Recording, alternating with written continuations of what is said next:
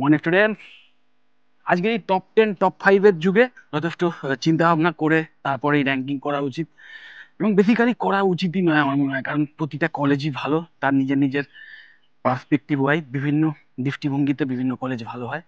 এবং একটা কলেজকে খারাপ বলা মানে তুমি সেই কলেজের A to Z যত স্টাফ আছে তাদের সবার কোয়ালিটি নিয়ে তুমি প্রশ্ন তুলে দিচ্ছ। তো সেই জিনিসটা উচিত নয় আমার মনে হয়। কোনো কলেজকে ভালো বলতে পারো, কিন্তু কোনো কলেজকে খারাপ বলাটা আমার মনে হয় ঠিক নয়।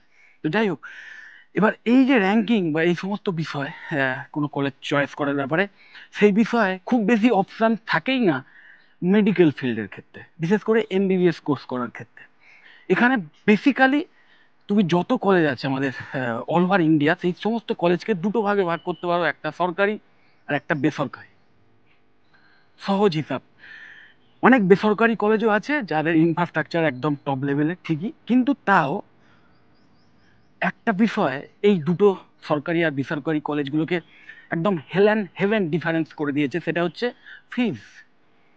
যে ফিজ সরকারি কলেজে, যেটা যথেষ্ট আয়ত্তের মধ্যে, মধ্যবিত্ত নিম্নবিত্ত ফ্যামিলির ক্ষেত্রেও যথেষ্ট আয়ত্তের মধ্যে সরকারি কলেজের, মেডিকেল কলেজের যে ফিজ, সেই জিনিসটাই, সেই ফিজটাই প্রাইভেট কলেজের ক্ষেত্রে একদম মধ্যবিত্ত কেন, উচ্চ মধ্যবিত্ত, ইভেন সুকল যারা ধনী তাদের ক্ষেত্রেও কিন্তু অনেকটা বেশি, অনেকটা বেশি, প্রায় কোটি টাকার কাছাকাছি চলে গেছে ইভেন কোনো কোনো কলেজের ফিজ।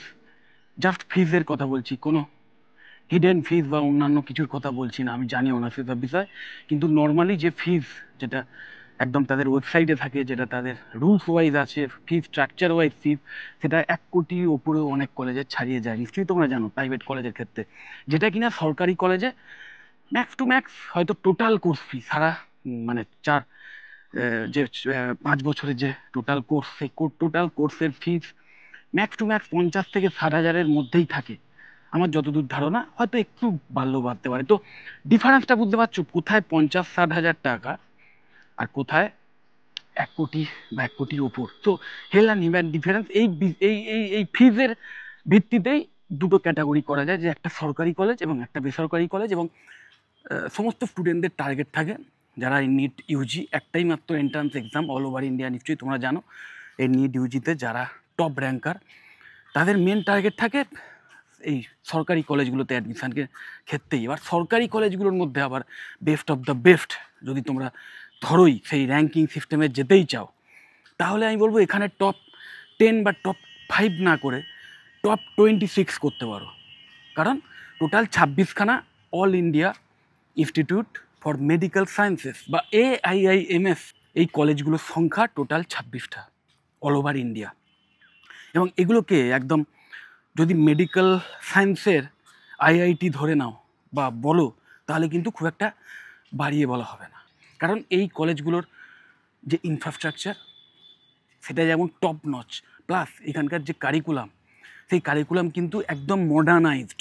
এবং ইভেন মানে কোর্স চলাকালীন সেই কারিকুলাম মডিফাই হয়, যাতে সেটা গ্লোবাল যে স্ট্যান্ডার্ড, ইন্টারন্যাশনাল যে স্ট্যান্ডার্ড আছে তার সঙ্গে মেলাতে পারে। কারণ নিশ্চয়ই জানো, এখন মেডিকেল ফিল্ডেও AIML এর হিউজ ইমপ্লিমেন্টেশন এসে গেছে মেডিসিনের ক্ষেত্রে, বা ধরো ডায়াগনোসিসের ক্ষেত্রে, প্যাথোলজিক্যাল বিভাগে তো ছিলই।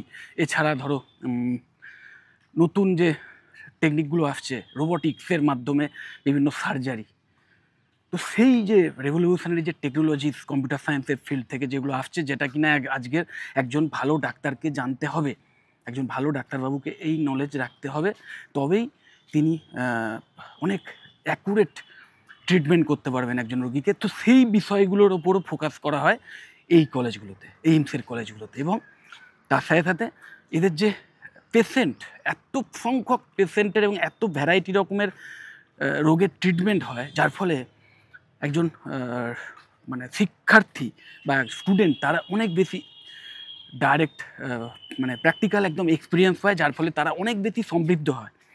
ওকে, যত বেশি পেশেন্টের সান্নিধ্য, পেশেন্টের যে ট্রিটমেন্ট, সেই ট্রিটমেন্টের সাক্ষী হওয়া যায় সিনিয়র ডাক্তারবাবুদের তত্ত্বাবধানে থেকে, তত কিন্তু যারা ট্রেনি ডাক্তার বা যারা শিক্ষার্থী তারা শিখতে পারে, নিশ্চয়ই তোমরা জানো। তো সেই হিসেবেও এইমসের যে পেশেন্ট সংখ্যা সেটা নিঃসন্দেহে অল ওভার ইন্ডিয়া সবচেয়ে বেশি। তো সেইখান থেকেও একটা দুর্দান্ত এক্সপোজার পাওয়া যায়। এবং মানে এই এইমস থেকে পাস করে বেরোনোর পর আমাদের দেশের যত রকম প্রেস্টিজিয়াস হসপিটাল নার্সিংহোম আছে সেইগুলোতে তো বটেই, ইভেন ইন্টারন্যাশনালি একদম টপ লেভেলের যে নার্সিংহোম বা হসপিটালের যে চেইনগুলো আছে সেইগুলোতেও কিন্তু হাইয়েস্ট স্যালারি প্যাকেজ নিয়ে একটা ফিজিশিয়ান চাকরি পাওয়া যায়। কিন্তু প্রবলেম একটাই, সেটা হচ্ছে ওই টোটাল 26খানা কলেজ আছে অল ওভার ইন্ডিয়া, তার মধ্যে আবার 20টা ফুললি ফাংশনাল আর 6খানা এখনও ডেভেলপমেন্টের কাজ কিছু চলছে, এখনও কমপ্লিটলি ফাংশনাল নয় কিন্তু অ্যাডমিশন হয়। ওকে, তো যাই হোক, এবার এছাড়াও আরও নতুন নতুন এইমসের প্রকল্প চলছে, মানে প্রস্তাব আনা হচ্ছে, হয়তো হয়তো বাড়তে পারে এইমসের সংখ্যা।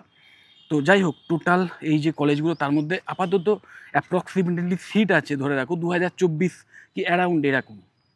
এই নিট ইউজি এক্সামে বসে প্রায় 25 লক্ষ মানে ছাত্রছাত্রী। ওকে, তার মধ্যে থেকে মোটে মাত্র 2024 জন প্রথম একদম তারাই কিন্তু চান্স পাবে এই এইমসগুলোয়। মাথায় রাখবে 2024খানা সিটের মধ্যে কোনো স্টেট কোটা নেই, মানে অল ওভার ইন্ডিয়াতেই কোনো স্টেট কোটা নেই যে কোনো পার্টিকুলার স্টেটের স্টুডেন্টরা একটু এক্সট্রা বেনিফিট পাবে সেখানে অ্যাডমিশনের ক্ষেত্রে, সেরকম কোনো ব্যাপার নেই। হ্যাঁ, জেনারেল বা এসসি এসটি এই সমস্ত ব্যাপারগুলো আছে, কিছু রিজার্ভেশন আছে সেখানে, কিন্তু কোনো স্টেট কোটার ব্যাপার নেই। কমপ্লিটলি ওই অল ওভার ইন্ডিয়া যে র্যাঙ্ক, তা মানে অল ইন্ডিয়া র্যাঙ্ক যে এআইআর, সেই র্যাঙ্কের ভিত্তিতেই কিন্তু অ্যাডমিশান হবে। তো এইখানে যদি না চান্স পাও তারপরে অবশ্যই অন্যান্য যে সরকারি কলেজগুলো আছে সেইগুলোকেই প্রায়োরিটাইজ করো এবং সেগুলোতেই চেষ্টা করো অ্যাডমিশান পাওয়ার। এবং সেখানে অবশ্যই আমাদের ওয়েস্ট বেঙ্গলের যে কটা সরকারি কলেজ আছে সেগুলো যথেষ্ট ভালো, সেখানেও ইনফ্রাস্ট্রাকচার ভালো এবং ফিজ, যেটা মেন ব্যাপার। যে ওই একটা ব্যাপারেই বললাম না যে বেসরকারি কলেজ থেকে সরকারি কলেজগুলো কমপ্লিটলি মানে অনেক বেশি বেটার হয়ে গেছে। শুধু যে ইনফ্রাস্ট্রাকচার বা মুক্তমুখের দিক থেকে নয়, কারণ ইনফ্রাস্ট্রাকচারের ব্যাপারটা অনেক বেসরকারি কলেজেও দুর্দান্ত। অনেক বেসরকারি কলেজ আছে অল ওভার ইন্ডিয়া যারা কিন্তু ওয়ার্ল্ড ক্লাস লেভেলের ইনফ্রাস্ট্রাকচার প্রোভাইড করে এবং সেই লেভেলের ফ্যাকাল্টি মেম্বার রয়েছেন, সেই লেভেলে শেখানো হয়, সবই ঠিক আছে, এক্সপোজার সবই ঠিক আছে, কিন্তু ওই ফি স্ট্রাকচারটা একদম মাত্রা ছাড়া, ওই একটাই কারণ। তো অবশ্যই তোমরা ট্রাই করবে এইমসের মতো কলেজগুলোতে, যদি চান্স না হয় তাহলে অবশ্যই সরকারি অন্যান্য যে কলেজগুলো আছে, এবং সেক্ষেত্রে আমাদের ওয়েস্ট বেঙ্গলের যে কলেজগুলো আছে, যে মেডিকেল কলেজগুলো আছে সেখানে সরকারি, সেখানেও স্টেট কোটার একটা ব্যাপার আছে। ওকে, তো সেখানে যারা আমাদের ওয়েস্ট বেঙ্গলের স্টুডেন্ট এবং ওয়েস্ট বেঙ্গলের কলেজেই অ্যাডমিশান নেবে সেখানে স্টেট কোটা ওয়াইজ যদি তোমরা চান্স পেয়ে যাও তাহলে ভালো। এরপরে যদি এখানেও মানে কোনো সরকারি কলেজেই না হয় তাহলে অবশ্যই বেসরকারি কলেজগুলোতে অ্যাডমিশান ছাড়া কোনো গতি নেই, যদি না তোমার এমন ধরাবাঁধা কোনো ইচ্ছে থাকে যে এমবিবিএসই করতে হবে। এবং ইচ্ছে থাকলেই তো হলো না, ইচ্ছেটাকে পূরণ করার জন্যে তোমার প্রথম যে ব্যারিয়ারটা হয়ে দাঁড়াবে সেটা হচ্ছে অর্থ। কারণ হিউজ অ্যামাউন্টের একটা ব্যাপার লাগে, এবং যেটা অবশ্যই এই সমস্ত কলেজেও বলে যে, এবং অনেকেই বলবে হয়তো যে স্টাডি লোন নিয়ে পড়তে পারো, এবং পড়েও অনেকে, তো সেটাও করতে পারো। সেটা কমপ্লিটলি নির্ভর করছে তোমার বা তোমাদের ফ্যামিলির ফিনান্সিয়াল ব্যাকগ্রাউন্ডের ওপর। এবং আমি বলবো যদি এই এক্সট্রা বার্ডেন না নিতে চাও, এত ফিনান্সিয়াল একটা, দেখো লোন নিয়ে পড়াশুনো করলে অবশ্যই একটা রিস্ক তো থাকেই, তো এমবিবিএস হোক বা যাই যে কোনো ডিগ্রি হোক।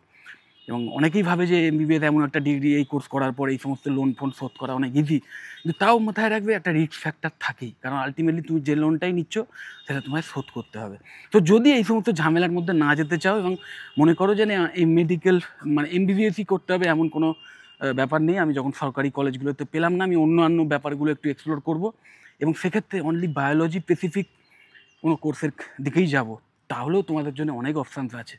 একদম অবশ্যই মেডিকেল ফিল্ডের মধ্যে প্যারামেডিক্যাল যে কোর্সগুলো আছে নিশ্চয়ই তোমরা জানো, বিএমএলটি, দেন মেয়েদের ক্ষেত্রে বিএসসি নার্সিং, ইভেন ছেলেদের ক্ষেত্রেও এখন বিএসসি নার্সিংয়ের সুযোগ আছে, বা বি ফার্ম, এই টাইপের যে কোর্সগুলো আছে অবশ্যই দুর্দান্ত কোর্স। এবং তার সাথে সাথে যদি তোমরা চাও যে সত্যিকারের ডাইনামিক কোনো কোর্স করতে, যে কোর্স করার পর ভবিষ্যতে কেরিয়ার পাথ একদম রিসার্চ সায়েন্টিফিক লেভেল অবধি যেতে পারে এবং ইন্টারন্যাশনালি অ্যাক্লেমড একটা কেরিয়ার তৈরি করতে পারো, এরকম যদি স্বপ্ন থাকে তাহলে অবশ্যই এইভাবে বায়োটেকনোলজির ফিল্ডে যাও। বায়োটেকনোলজি রিলেটেড যে কোর্সগুলো অফার করা হয়, বিএসসি ইন বায়োটেকনোলজি বা বিটেক ইন বায়োটেকনোলজি, এই টাইপের কোর্সগুলো চয়েস করো। ওকে, কারণ বায়োটেকনোলজি কিন্তু ফিউচার। বায়োটেকনোলজি নিয়ে বেশ কিছু ইন ডিটেলস ভিডিও আমি এর আগে করেছি, তোমরা সেগুলো দেখে নিতে পারো। বায়োটেকনোলজি এমন একটা বিষয় না, যেটা কিন্তু ভবিষ্যতের হিউম্যান কাইন্ডকে বাঁচতে সাহায্য করবে এবং সাস্টেন করতে সাহায্য করবে, ইভেন মানুষের যে আয়ু সেই আয়ু বাড়াতে সাহায্য করবে। ওকে, তো বায়োটেকনোলজি হচ্ছে নেক্সট লিপ বলতে পারো, ঠিক কোয়ান্টাম মানে কম্পিউটার সায়েন্সের দুনিয়াতে যেমন মানে কোয়ান্টাম কম্পিউটিং বা কোয়ান্টাম কম্পিউটার যখন আসবে সেটা যেমন একটা নেক্সট জায়েন্ট স্টেজ হবে, ঠিক সেরকম মেডিকেল সায়েন্সে না এই বায়োটেকনোলজি যত রেভলিউশনারি হবে, যত এই বায়োটেকনোলজি নিয়ে নতুন নতুন ফাইন্ডিংস আরও বেরোবে, নতুন টেকনোলজি আসবে, তত কিন্তু ওই মেডিকেল সায়েন্সও একদম জায়েন্ট লিপ নেবে। ওকে, তো সেই সমস্ত রেভলিউশনারি যে রিসার্চগুলো হবে বা বিভিন্ন টেকনোলজি আসতে চলেছে তার অংশ হতে চাইলে অবশ্যই বায়োটেকনোলজিকে নিজেদের কেরিয়ার পাথ হিসেবে নিতে পারো। এবং এই কোর্সের ফিজ যদি বিএসসি বায়োটেকনোলজির কথাই ধরো, সেই ফিজ কিন্তু ওই প্রাইভেটে এমবিবিএস করার তুলনায় ভীষণ নগণ্য। ম্যাক্সিমাম একটা খুব ভালো প্রাইভেট ভালো কলেজ থেকে যদি তুমি বিএসসি বায়োটেকনোলজি করতে চাও, যেমন Swami Vivekananda institute of modern সায়েন্সের মতো, বিআইএমএস কলকাতার মতো প্রেস্টিজিয়াস কলেজ, যেখানে এক্সেলেন্ট ফ্যাকাল্টি মেম্বার্স আছেন, এক্সপিরিয়েন্সড, এবং অবশ্যই কমপ্লিট প্লেসমেন্ট সাপোর্ট দেওয়া হয়, সেখানেও পর্যন্ত ফিস ম্যাক্সিমাম 2.5 থেকে 3 লাখের মধ্যে। ওকে, তো এইরকম একটা অ্যাফোর্ডেবল ফিজের মাধ্যমে তোমরা কিন্তু এরকম একটা দুর্দান্ত কেরিয়ারে প্রবেশ করার সুযোগ পেতে পারো। তো যাই হোক, যদি এই সমস্ত বিষয় আমার থেকে কিছু জানতে চাও বা কোনো কলেজ সম্পর্কে আমার থেকে কোনো ইনফরমেশন চাও, তাহলে অবশ্যই আমাকে কল বা হোয়াটসঅ্যাপ করো। আমার কন্ট্যাক্ট ডিটেলস এই ভিডিও ডেসক্রিপশন বক্সেই দেওয়া থাকে। যদি মনে হয় ভিডিওটা হেল্পফুল, অবশ্যই লাইক করে, চ্যানেলে যদি সাবস্ক্রাইব না করে থাকো এক্ষুনি সাবস্ক্রাইব করো, না ভিডিওটা যতটা পারো শেয়ার করো। টাটা।